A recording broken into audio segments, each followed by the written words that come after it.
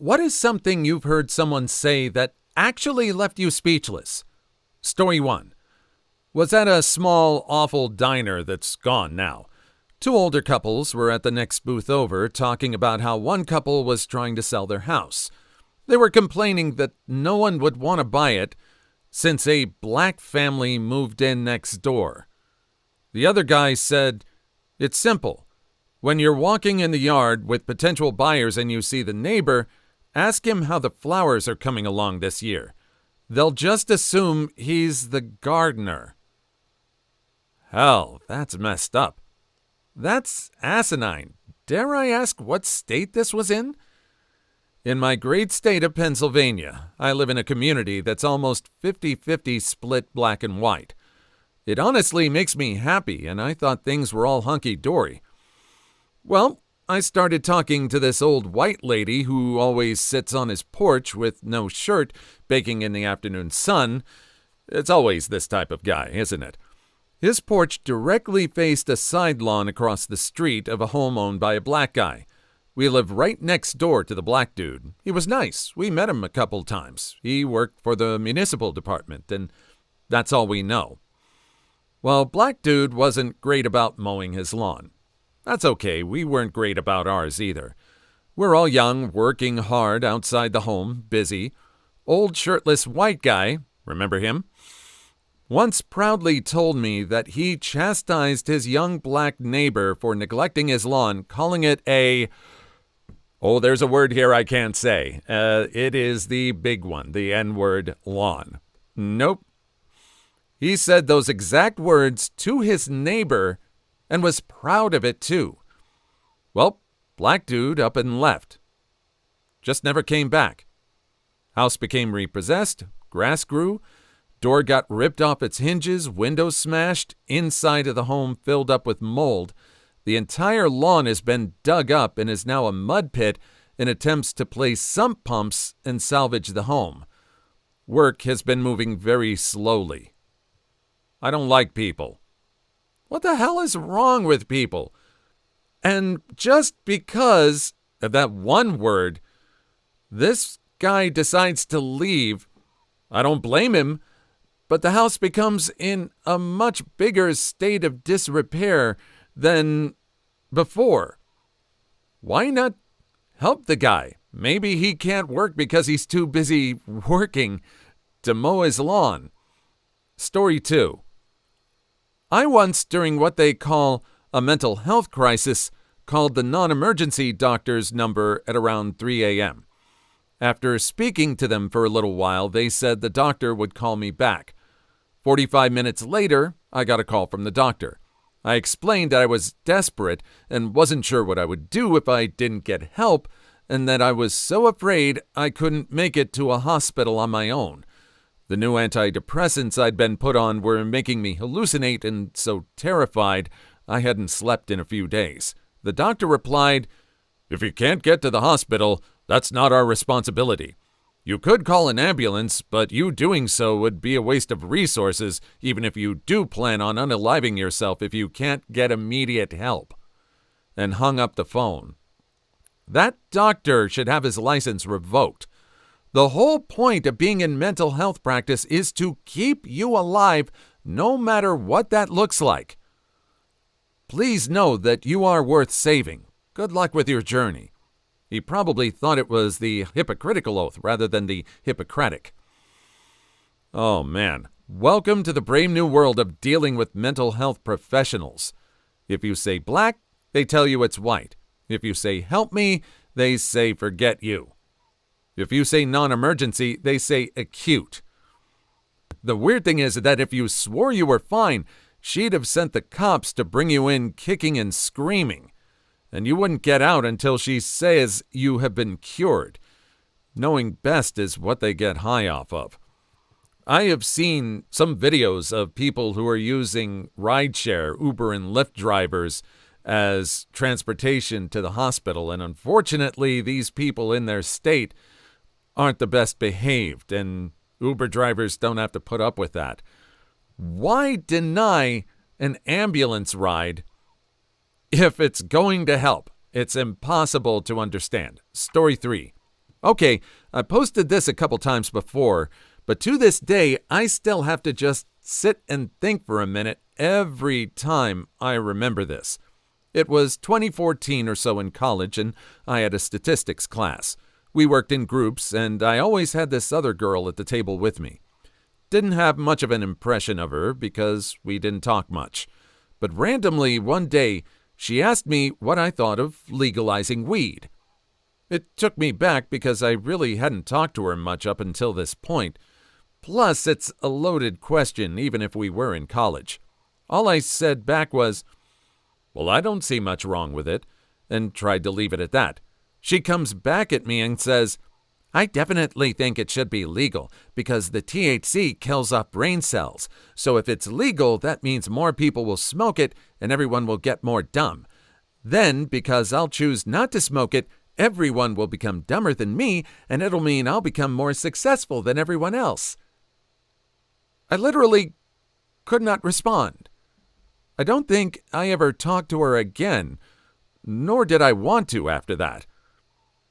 Dumber.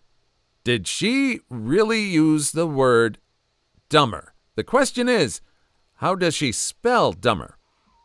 Not only that, but they admitted they were wrong to make a policy against kneeling, but refused to mention Kaepernick by name in the statement, probably because of pending litigation. Now, there is a study, or several studies, showing that while the brain is still young and still developing, that weed can have a detrimental effect. But after 25 or so, I think what you do is your own business and it's not going to have long-term harmful effects. Does this person make this same kind of argument with people who drink alcohol excessively? Story 4. I work with a woman who is very difficult to get along with, to say the least. Her oldest son is about 11 from a previous relationship, then his younger brother, who is 7 or so, who was fathered by the man she's currently with. The oldest son has very high-functioning autism, and also happens to have a large fascination with insects and insect-related fields. I remember once I was closing down the store I manage with her and told me this tidbit of info about her oldest son's fascination with insects. I admitted that while I'm not fond of insects myself, that it was neat that he liked them so much, and that if that fascination is fostered properly, he could use that to his advantage and become a great biologist, or whatever it's called when you specifically study insects. It's a big field, and he could leave a huge mark on it, like Temple Grandin did for cattle production.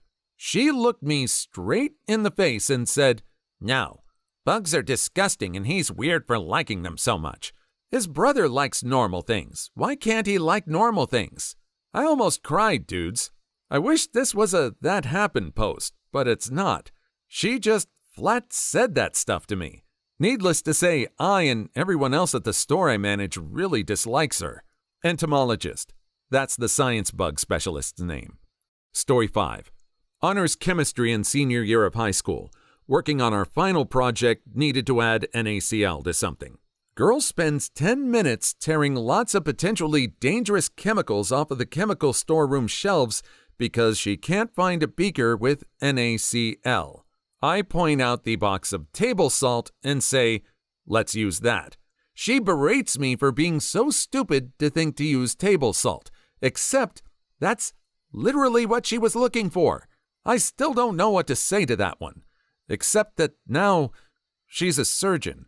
Well, she's got the surgeon's arrogance. That seems to be the only real qualification. Scary thing is, you're more right than you should be. Mom's an old nurse and told of many doctors that were bone stupid and should have unalived more people, but the staff usually caught their mistakes. But they never admitted a mistake. To be fair, table salt contains anti-caking agents and often iodine, so it's not exactly the same as NaCl. But if that's what she was thinking, she would have said, "No, that's not pure salt," if that would have even mattered for that experiment, rather than calling you a dummy. Story 6. My great-grandma recently passed away. While we were all walking by the coffin and crying and mourning, my grandpa, her son, says to my crying grandmother, "This'll be us too, next." I just turned and stared at him with my mouth open. Who the hell says that to his mourning wife within earshot of all the family and 2 feet away from his deceased mother. People grieve differently. He's trying to come to terms with his own mortality. This isn't that bad. He's insensitive at most. I can appreciate the idea, but the question was something that left me speechless, and it did. I'm sure I left some of my relatives without words when my grandfather perished. I was maybe 12 at the time. For some reason, I got a hold of those sugar stick fake cigarettes, mimed smoking them when everyone was viewing the body, like pretending to puff out smoke and all. That's coming up on 20 years ago now. Still keeps me up at night from time to time. I can sort of understand he is insensitive, though. I don't know how the wife would have reacted to that kind of thinking, though, if he just said that out loud. Maybe he's trying to face his own mortality. Maybe the wife is not. Story 7. My ex-hubby was always right, no matter what, no matter the situation.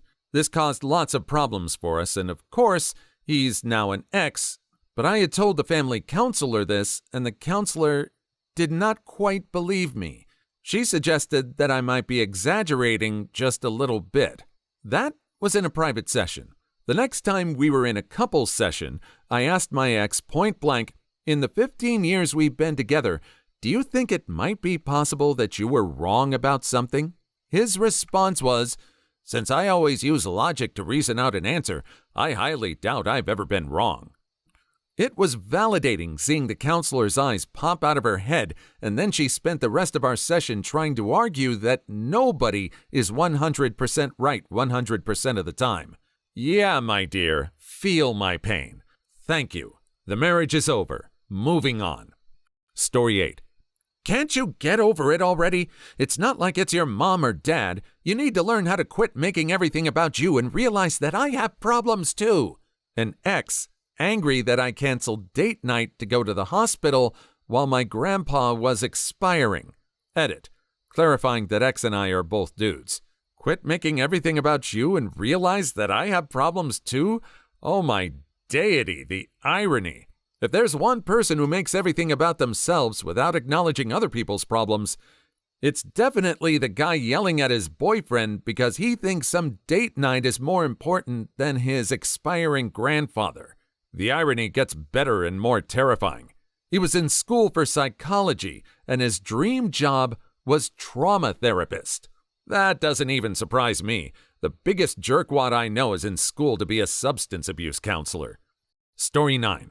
A friend and I were in a store buying mannequins for our thrifting business. The guy who owns the store pointed to a specific mannequin and said, "This one has great boobs. Not like my sister-in-law's. She breastfed her baby, and one day she whipped them out to feed him, and they look like fried eggs. Ruined forever.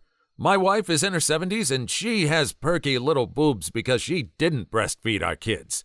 Then he went on to tell us how his daughter breastfeeds and how great it is for babies. What the hell? We had known this guy all of 30 seconds before he unloaded this breastfeeding PSA on us. To be fair, you went to a store that wholesales mannequins. Just be grateful that your experience didn't end with you being his new models in the basement. I laughed out loud. This is the reason why we are going to happily accept AI people in the future, because they'll just make them with perky little boobs, and people like this will be more than happy to just accept anything they say. We are doomed as a species. Story 10. Me, was an accident, and my dad did not want to have kids. I was not going to get an abortion, so we got divorced. Something like that. I was 10. She always told me that they got married too young and wanted different things out of life. Don't eavesdrop on your mother's conversations with her friends drinking wine. Explains why my dad blows me off most of his weekends, and when I'm there, I'm just kind of there and he ignores me. Grow to do wonderful things in your life, and when your father shows up to share a piece of your success, ignore him. I did that. Best feeling ever, to be proud of yourself and your accomplishments and then just ignore the people that pretend to have contributed. You don't know how glad I am to hear that. Story 11. Clearly, you don't really care about me. This was after I gave this person everything I had to better their situation and get themselves on solid ground.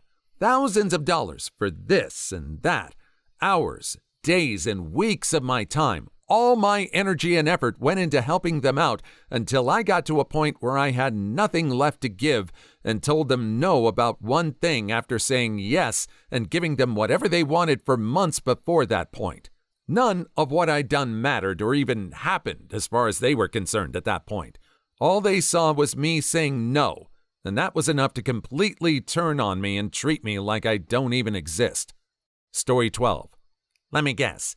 You probably think fossils are real, don't you? What? Whoa. This happened to me too. 10th grade, age 15 or 16. A girl in my art class said, "I don't believe in dinosaurs." I was about to explain fossils, all the evidence, then realized you can't fix stupid. I have an ex who didn't believe dinosaurs existed. The devil put them on Earth to trick people into thinking they existed. His family also loved Kent Hovnid. I just wanted to speak up as someone who used to believe this. It's not stupidity, it's religious indoctrination. If you encounter someone like this again, you can either disengage or challenge them with questions, but please don't dismiss us as unfixable stupid. I think I pronounced this guy's name, Kent Hovnid, wrong, but I don't care. I refuse to believe that I didn't pronounce it right the first time. I think the devil just put that pronunciation there to tempt me into sin. See how much sense that makes? Story 13. You know the world doesn't revolve around you, right? My guidance counselor. I came to her 2 days in a row because I was extremely depressed. My guidance counselor called me into her office about the pregnancy rumors spreading about me. I thought she would help me deal with it socially. Nope. She asked if I was a virgin. I said yes, first year in high school. She proceeded to tell me she didn't believe me, and if I wanted to have intimacy, I need to know that people will talk. She ended with handing me a condom and telling me to be safe, dear. We all care about you. We all love you enough to judge you, sweetie.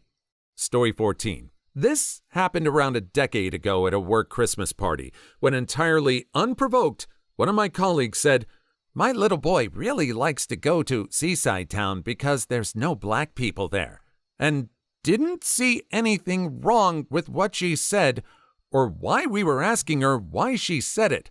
Literally no reason why whatsoever. She was in her 20s, so it wasn't an age thing or early onset dementia or any other reason behind it. She just wanted to say it and felt like at a Christmas party while looking at our menus was the best time to say it. "Oh, I'm so sorry. That sounds awful. I didn't know your son was racist." Story 15. She probably let herself get abused when she was younger. Honestly, I can't tell you how many times I've heard someone say that. It seriously ticked me off. It's one of the many reasons I'm no longer a counselor. That kind of thing began to wear me down. I'm not surprised. I overheard a work colleague say it to someone else. I walked out before I got myself sacked by retaliating. As someone who got herself abused, this really ticks me off. It's not a choice. And yes, sometimes mentally we don't realize how bad it is and stay, but it's still not my freaking fault. Someone else decided to hit and use me. Please like and subscribe if you've made it this far. I hope you'll enjoy the rest of the video and have a wonderful day. Story 16. Do you finger yourself? Random friend of a former roommate 10 minutes after meeting me. I have a similar one. A longtime friend of mine introduced me to his girlfriend for the first time, and the first thing that she says to me is, "So, when did you lose your virginity?" I had a coworker ask me on his second day, "So, how many girls have you smashed?" He was fired a few weeks later, not for that, but for intimately harassing a female colleague. I have to say, this was absolutely not an unexpected development. Story 17. I was at the funeral for my dad, who unfortunately passed before his parents, my grandparents, did. Oma, grandmother, is very, very sad and goes up to pay her last respects. As she comes back, she's crying, and she reaches out for my sister's hand and grips it tightly. She says, "Ah, his hands are so cold. So cold." My sister, "Don't worry, Oma. He'll be warm soon." She may have been thinking of the afterlife like Dante, who saw heaven as the warm place with the light of God on everyone, and hell as becoming increasingly cold as you go further down. You're giving her far too much credit. Story 18. I was talking to someone about historical punishments in American prisons, related to my job at the time, and one guy kept insisting that all of them were justified because they were being used on criminals. I brought up one case where a man perished while in essentially a torture device for talking out of turn, which eventually led to the prison discontinuing that method of punishment. The guy said, "I think they should have kept using it. It's not so much that I was speechless, it's just that everything I could have said would have definitely gotten me fired, so I turned on my heel and walked away." Story 19. I'm usually left speechless after my dad drops a proper dad joke on my unsuspecting butt. I'll just give him a look that tells him I am eternally disappointed in his sense of humor, but also that what he said was kind of funny, without wanting to recognize that it was kind of funny. Do you know what makes a joke a dad joke? Otherwise, it'd just be a faux pas. As a father of a son that gives those looks, I think you should respect your dad and laugh at his jokes.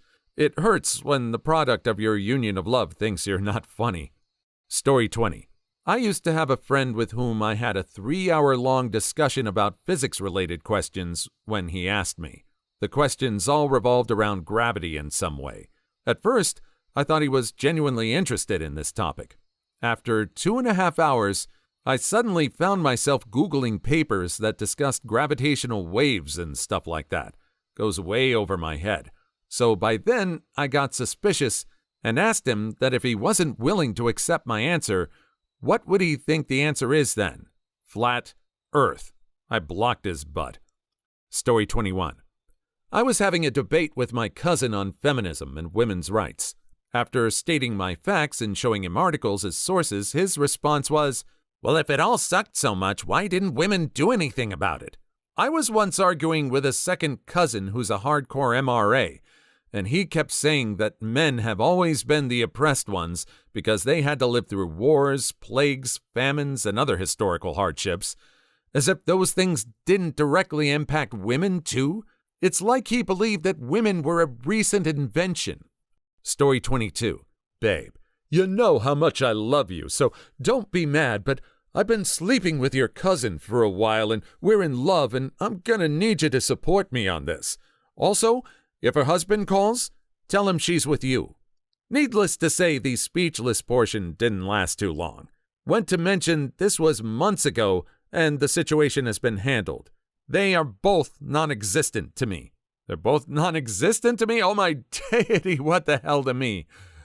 Oh, okay, that makes sense. And to everyone else. Story 23. We were in a grocery store starting to head down an aisle when a man stopped us and said, "I'd recommend avoiding this aisle. My wife just cut a wicked fart." His candor left us speechless. Sure enough, even in the next aisle, we could smell it wafting in our direction. My first reaction is that he did it and he blamed his wife on it, and that he does this often. You make a valid point. I wondered about that too, especially since his wife looked the other way as he spoke. Absolute king. Story 24. I was talking to someone about something unimportant, and I jokingly said to my friend, "What could you possibly hate about me?" Well, she goes on this long old rant saying that I'm overdramatic, hypocritical, arrogant, and a political stereotype. I don't even know what she meant with half of the things she was saying. She said I was a hypocrite for not liking anime. Wait, your friend said this? There's a reason we're more distant now. She's changed a lot recently. She's always trying to act edgy and intimidating. Doom music starts. Story 25. Me. And just a heads up, we close at 5 p.m. today. Customer. No, you don't. Me. I really hope they waved their hand like a Jedi and you went along with it. What? You think you're some kind of Jedi waving your hand around like that? I'm a Toydarian. Mind tricks don't work on me. Only money. Remember when it was my mind is strong enough to resist and not Jedi tricks don't work on my species for some freaking reason? Story 26.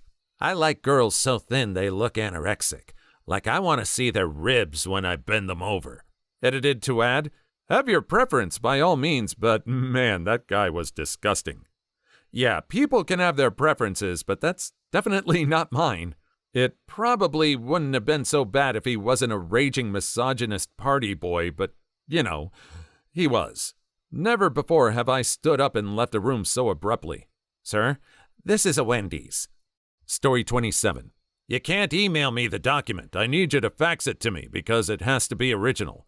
There are so many places that require only faxed copies of documents and won't accept scanned copies in an email. Looking at you, Con Edison. Curse you and your proof of residence requirements. I just use a service that will take an email and turn it into a fax now, but it still ticks me off. Curse you, Con Edison. Story 28. A colleague calling her own son of a shrew. A friend's mom told me a story about that back in middle school. She'd called her son a son of a shrew, and he just spat back, "You're right." They both started laughing, and it ended the argument. She's good people. Me and my dad were joking, and he called me son of a shrew, and I responded with, "So who's the shrew?" Story 29. The reason I think I'm always right is because I always am. The guy was saying this while trying to argue that someone was wrong to call him arrogant. If I can't be right, then why face reality? A harmful mindset. Thanks to denial, I am immortal. When I was in high school, this kid called me arrogant. My off-the-cuff response was, I'm not arrogant, I'm just better than you. Story 30. You teach people how to treat you. Mind-blowing moment of realization that if I continued to say I suck and that no one should trust me with things, they'll start to believe me and treat me as such. I keep telling something similar to this to people. You aren't getting any respect if you don't respect yourself, and people will treat you the way you let them. Story 31. We have a population of 330 million. If everyone just gave each other $1, we'd all be millionaires. Bimbo coworker I had. It hurts my brain to think about how that would work. A lot of her comments hurt a lot of our brains. Bimbo coworker or pyramid scheme startup. Story 32. I literally hate the person I am right now. Edit. Genuine, kind, caring person. Really left me speechless. Depression's a hell of an illicit substance. Man, thought you were talking about me. At times my depression hits and I hate everything about myself.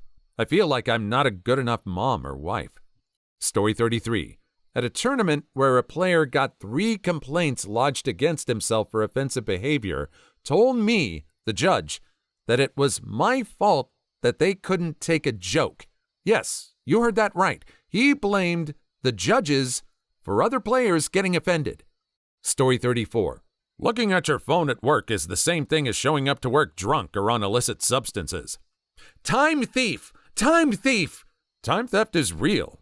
Right now, for example, I should be working. That's procrastinating. Story 35. The different time zones is due to the theory of relativity, right? You just can't predict stupid sometimes. Ah, yes. Schrodinger's idiot. Story 36. I'm right because I confused you. Nope. That's called being so wrong, I don't know where to start. Story 37. If I blew off my arm, would you let me put my nub in your butt? Fiancé. What? Story 38. You shouldn't microwave water. It takes the oxygen out. Story 39.